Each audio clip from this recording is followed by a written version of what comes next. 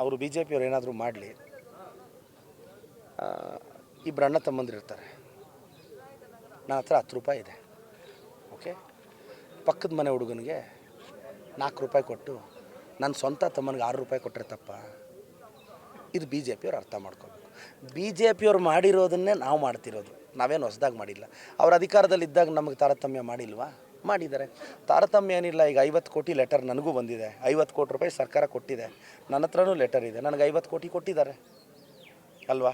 ನೋಡಿ, for example ಹೇಳ್ತೀನಿ ನಿಮಗೆ, ಪತ್ರಕರ್ತರಿಗೆಲ್ಲ ಗೊತ್ತಾಗಬೇಕು. ಇವತ್ತು ಈ ವಾರ್ಡಿಗೆ ಬಂದೆ, 25 ಕೋಟಿ PWD ರೋಡ್ಸ್ ಕೊಟ್ಟಿದ್ದಾರೆ, 12.5 ಕೋಟಿ ZP ರೋಡ್ಸ್ ಕೊಟ್ಟಿದ್ದಾರೆ, ಇನ್ನಿರೋದು 12.5 ಕೋಟಿ. ಆಯಿತಾ? ನಿನ್ನೆ ಬಂತು ಲೆಟರು. ಇವತ್ತು ಬೆಳಗ್ಗೆ ಜಸ್ಟ್ ಒಂದು ಏರಿಯಾಗೆ ಬಂದೆ, 3 ಕೋಟಿ ಖಾಲಿ. ನಿಮಗೆ ಎಕ್ಸಾಂಪಲ್ ಹೇಳ್ತಿದ್ದೀನಿ. ಎಲ್ಲರೂ ಕರೆದಿದ್ದೇನೋ, ಒಚ್ಚಿ ಮಕಮ್ ಸೂಪಿಚ್ ಪೋಯ್ ಕಾಫಿ ತಾಗಪ್ಪ ಅಂತ. ಒಚ್ಚಿ ಮಕಮ್ ಸೂಪಿಚ್ ಕಾಫಿ ತಾಗಿಂದ ನನಗೆ 3 ಕೋಟಿ ಟ್ಯಾಕ್ಸ್ ಹೆಸ್ರಿ. ದುಡ್ಡಿಲ್ಲದೆ ಎಲ್ಲೂ ಹೋಗೋಕ್ಕಾಗಲ್ಲ. ನಾನೊಂದು ಹಳ್ಳಿಗೆ ಹೋದರೆ ಅವ್ರಿಗೆ ಏನಾದರೂ ಮಾತು ಕೊಟ್ಟರೆ ನಡ್ಕೋಬೇಕು. ಈಗ ಒಂದು 2ರಿಂದ 3 ಕೋಟಿ. ಈಗ ಬೋರ್ವೆಲ್ ಕೇಳಿದ್ರೆ ನನಗೆ ಗೊತ್ತಿತ್ತು ಇವ್ರು ಬೋರ್ವೆಲ್ ಕೇಳ್ತಾರೆ ಅಂತ.